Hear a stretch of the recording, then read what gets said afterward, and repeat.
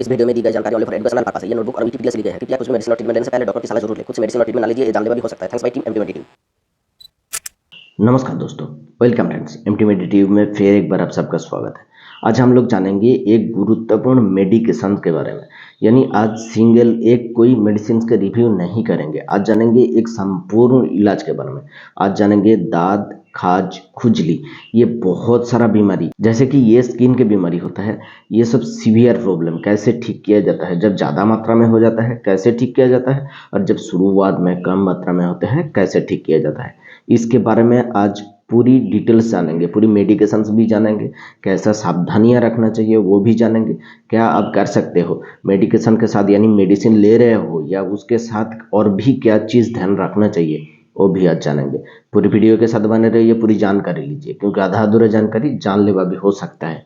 चलिए one step लानो but advance medical knowledge की तरफ बढ़ते हैं। दाद, खाज, खुजली, अब स्किन में देख सकते हो ये कैसे सीवियर प्रॉब्लम होते हैं। ये सीवियर प्रॉब्लम जब हो जाता है तब क्या करना चाहिए, क्या मेडिकेशंस लेना चाहिए, ये पूरी डिटेल्स जानेंगे।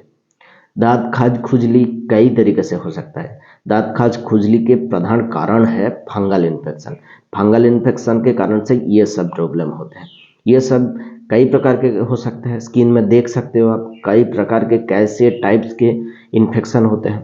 सभी प्रकार के इन्फेक्शन की ट्रीटमेंट यही है, यही हो सकता है, यही जानेंगे आज। ये कभी कभी किसी के कांटेक्ट में आने से, यानी जिन पेशेंट का हो गए हो स्किन पे प्रॉब्लम, उनके कांटेक्ट में आने से ये प्रॉब्लम हो सकता है। आपका फैमिली में कई सारे लोगों के है, उसमें से आपको आ सकता है।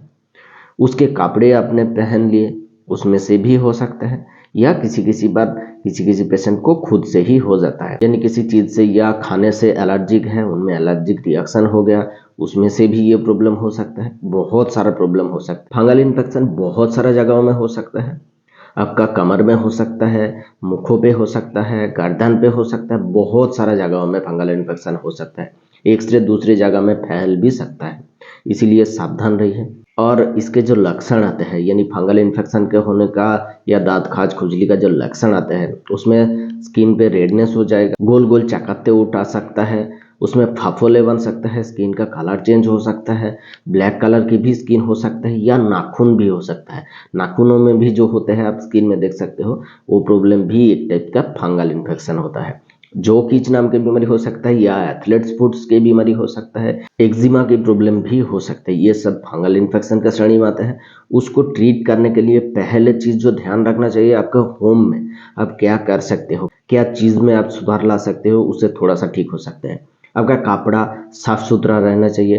पर डे अब जिन कपड़ा यूज कर रहे हो उनमें सेम जगह रख के उसको ठीक से धो के ही पहनना है। आपको एक दिन से ज़्यादा एक कपड़ा नहीं पहनना है। एक दिन पहन लिए उसके बाद अच्छे से उसको धोना है और पहनना है। आपको ध्यान रखना चाहिए ये कपड़ा किसी का कांटेक्ट में जाने ना पाए। आपका खाने पीने में कुछ सुधार ला सकते हैं आप, जैसे कि आप अंडे वगैरह मत खाइए। जिन चीज़ों से आप एलर्जिक हो वो चीज़ मत खाइए। यानी आपका मीट में जब एलर्जी होता है, मीट आपको छोड़ देना चाहिए या बहुत ही कम मात्रा में खाना चाहिए। और आपको साफ सुथरा रहना बहुत ज़्यादा जरूरी होता है, नहीं तो फंगल इन्फेक्शन कभी ठीक नहीं होगा। ये तो आप घर में रह के ये ट्रीटमेंट कर सकते हो या घर में रह के ये सावधानियाँ कर सकते हो, लेकिन मेडिकेशंस क्या देना चाहिए।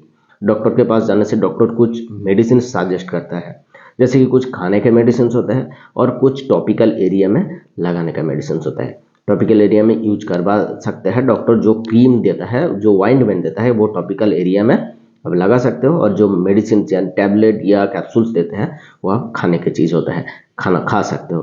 पहले जो ट्रीटमेंट दिया जाता है, पहले जो मेडिसिन दिया जाता है, उसमें इट्राकोनाजोल का टैबलेट दिया जाता है। इट्राकोनाजोल आपका 200 mg का हो सकता है और इट्राकोनाजोल 100 mg का भी हो सकता है। 100 mg का जब मेडिसिन प्रिस्क्राइब करता है तब डॉक्टर एक बार से लगाकर रोग का सीवियरिटी देख के 2 बार तक हर दिन लेने की सलाह दी जाती है। और 200 mg का जब मेडिसिन प्रिस्क्राइब करता है तब एक बार ही लेने की सलाह दी जाती है, उसको 2 बार साधारणतः दिया नहीं जाता है। ये मेडिसिन दिया जा सकता है। और एक रहता है टर्बिनाफोर्स के मेडिसिन, टर्बिनाफोर्स 150, उस मेडिसिन को एक बार से लगाकर 2 बार हर दिन तक दिया जा सकता है डॉक्टर द्वारा। टर्बिनाफोर्स या इट्राकोनाजोल, इन दोनों मेडिसिन में से कोई भी एक दिया जा सकता है। 2 से 4 हफ्ते के लिए रोग के सीवियरिटी देख के डॉक्टर डोज बढ़ा और घटा सकते हैं। ये जो रिकमेंडेड डोज था मैंने बताया। 2 से 4 हफ्ते के लिए ये दोनों मेडिसिन में से कोई भी एक लिया जा सकता है। और जब फंगल इन्फेक्शन हो जाता है या दांत खाज खुजली हो जाता है तब बहुत ज़्यादा इरिटेशन फील होता है, जगह में जलन महसूस होता है, खुजली बहुत ही ज़्यादा होते हैं। इसलिए उस खुजली को दूर करने के लिए एटेरॉक्स की टैबलेट सजेस्ट किया जाता है। ये बहुत ही अच्छा ब्रांड नेम होता है एटेरॉक्स का टैबलेट। ये टैबलेट एक बार ही रात में लेने की सलाह दी जाती है, क्योंकि इसको लेने के बाद नींद आना जैसी समस्या हो सकता है, इसलिए रात में एक बार ही लेने की सलाह दी जाती है। इसको भी 2 से 4 हफ्ते के लिए डॉक्टर दे सकते हैं। खुद से इतना दिन ना लीजिएगा, डॉक्टर के सलाह से ही लीजिएगा। ये 2 मेडिसिन या कैप्सूल देने के बाद कुछ टॉपिकल एरिया में यूज करने के लिए क्रीम या ऑइंटमेंट देते हैं डॉक्टर। उस क्रीम या ऑइंटमेंट को लगाने पर बहुत ही जल्दी असर मिलता है।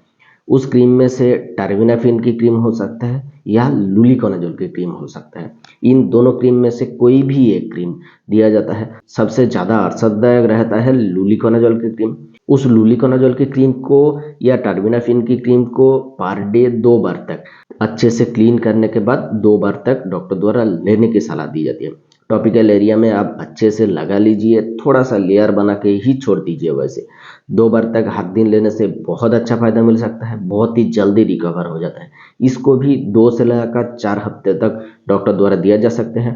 जो मेडिकेशन डॉक्टर द्वारा दिया जाता है उसको आप बीच में अचानक से छोड़िए मत। आप जितना दिन डॉक्टर दिया है उतना दिन ही यूज कीजिए, खुद से छोड़ ना दीजिए और खुद से ज़्यादा दिन भी यूज मत कीजिए। हमेशा डॉक्टर के कांटेक्ट में रहिए। और बाथ करते टाइम यानी स्नान करते टाइम आपका नॉर्मल साबुन जो सोप होते हैं उसको छुड़वा दिया जाता है। और दूसरे जो सोप दिया जाता है वो है कीटोकोनाजोल का सोप। कीटोकोनाजोल की सोप जो दिया जाता है हफ्ते में 3 दिन तक यूज करने की सलाह दी जाती है। हफ्ते में 3 दिन साबुन अच्छे से लगा के आप बात कर सकते हो।